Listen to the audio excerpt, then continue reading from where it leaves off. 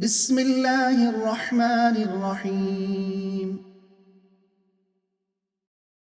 وقال نسوة في المدينة امرأة العزيز تراود فتاها عن نفسه قد شغفها حبا إنا لنراها في ضلال مبين. فلما سمعت بمكرهن أرسلت إليهن وأعتدت لهن متكئا وآتت كل واحدة منهن سكينا وقالت اخرج عليهن. فلما رأينه أكبرنه وقطعن أيديهن وقلن حاش لله ما هذا بشرا إن هذا إلا ملك كريم.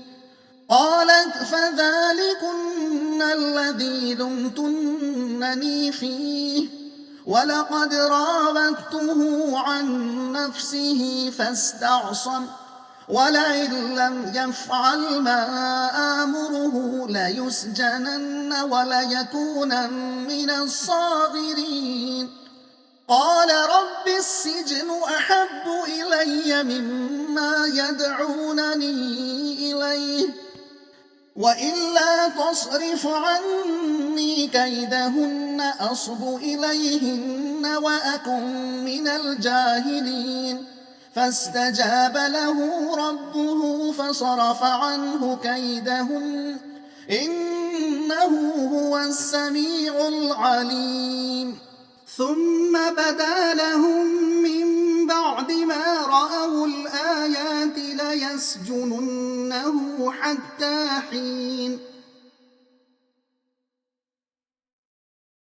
مضمون یوسف علیہ السلام کی آزمائش کے بعد مصر کی عورتیں. مطلب جب مصر کی عورتوں کو معلوم ہوا کہ عزیز مصر کی بیوی اپنے غلام پر مرتی ہے تو وہ اس کو طعنہ دینے لگیں. عزیز مصر کی بیوی نے مصر کی عورتوں کو اپنے گھر دعوت دی اور میوہ کھانے کے لیے ہر ایک کے ہاتھ میں ایک چھری دی.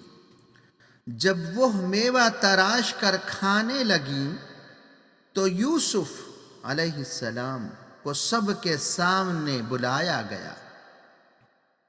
ان کا آنا تھا کہ ان کے جمال دل فریب کو دیکھ کر عورتیں دنگ رہ گئیں اور بجائے میوہ تراشنے کے اپنے ہاتھ کے پھیریوں کو زخمی کر لیں، مگر یوسف علیہ السلام نے ان کی طرف نظر اٹھا کر بھی نہ دیکھا. عورتوں نے بے ساختہ کہا یہ آدمی نہیں بلکہ فرشتہ ہے. پھر مصر کی عورتوں نے جب یوسف علیہ السلام کو اپنی طرف مائل کرنے کی کوشش کرنے لگیں تو یوسف علیہ السلام نے دعا کی کہ اے پروردگار، ان عورتوں کے فریب سے بچنے کے لیے مجھے قید میں رہنا پسند ہے. مصر کے لوگوں نے اپنی عورتوں کو اپنے قابو میں رکھنے کے لیے یوسف علیہ السلام کو قید میں ڈلوا دیا.